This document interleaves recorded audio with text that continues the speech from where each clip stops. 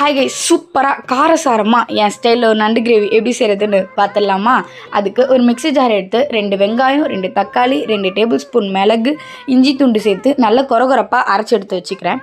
அரைச்சி எடுத்த விழுதை ஊற வச்சுட்டு அடுப்பு ஆன் பண்ணி ஒரு கடாய் வச்சு 3 டேபிள் ஸ்பூன் எண்ணெய் ஊற்றி கொஞ்சம் பெருஞ்சீரகம் போட்டு நம்ம அரைச்சி வச்சுருக்க விழுதை உள்ளே சேர்த்து நல்லா ஒரு 5 மினிட்ஸ்க்கு லோ ஃப்ளேமில் கோல்டன் ப்ரௌன் ஆகிற வரைக்கும் வதக்கி எடுத்துக்கோங்க.